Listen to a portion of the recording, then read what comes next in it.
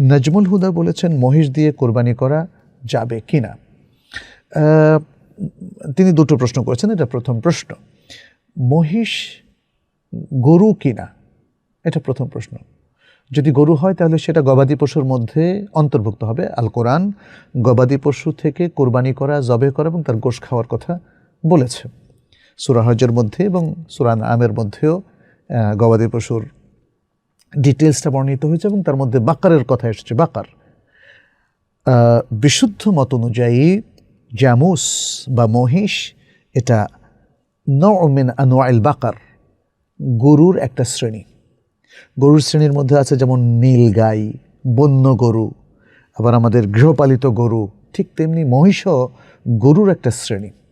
লিকাআত আল বাব আল মাফতুহ এই গ্রন্থে শেখ মুহাম্মদ বিন সালিহ বিন উসাইমিন রাহিমাহুল্লাহ তিনি এটা উল্লেখ করেছেন। তিনি বলেছেন আল জামুস নও মিন আল বাকার, যে মহিষ হচ্ছে বাকারের একটা প্রকার। সুতরাং বাকারের যত প্রকার আছে সবগুলো বাকারের হুকুমের মধ্যে পড়বে এবং সেটি আল্লাহর নামে জবে করতে কোনো অসুবিধা নেই। ঠিক যেমন সাত বা ছাগল, এরও অনেকগুলো প্রকার আছে, যেমন দানুন, মাআজুন, জিদআতুন, এরকম অনেকগুলো প্রকার আছে।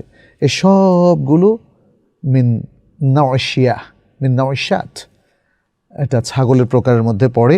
অতএব সেটাকে আমরা দান বলি, মাআজ বলি, তারপরে শাতুন বলি অথবা জিদআতুন বলি, যাই বলি না কেন, যে প্রকারই হোক না কেন, কিছু কোনোটার শিং বড়, কোনোটার শেপ একরকম, যেমন ভেড়া, তাই না?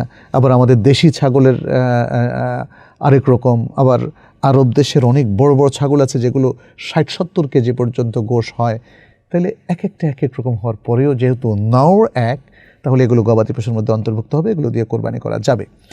আর এখানে ডক্টর আব্দুল আজিজ বিন রিস আর রিস তিনি উল্লেখ করেছেন যে ইত্তাফাকা উলামা উল মাযাহিব আল আরবা'a আলা আন্নাহু ইয়াসিহুল উদহিয়াতু বিল জাবুস।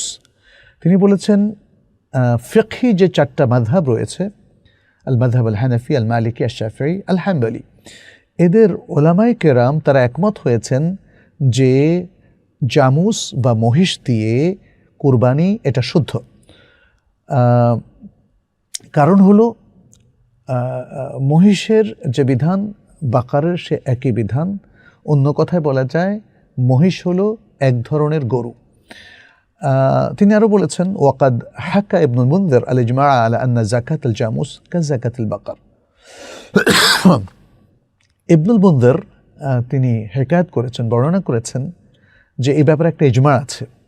সেই ইজমাটা কি, যে মহিষের জাকাত আর গরুর জাকাত একই, মহিষের জাকাত গরুর জাকাতের মতোই, যেটার দ্বারা বোঝা যায় যে মহিষ এবং গরু এর হুকুম এক এবং এগুলো একই প্রকারের গবাদি পশু। সুতরাং এদিক থেকে আমরা বলবো বিশুদ্ধ মত হচ্ছে মহিষ দিয়ে কুরবানি করা যেতে পারে। আপনি নাজমুল হুদা দ্বিতীয় প্রশ্ন করেছেন।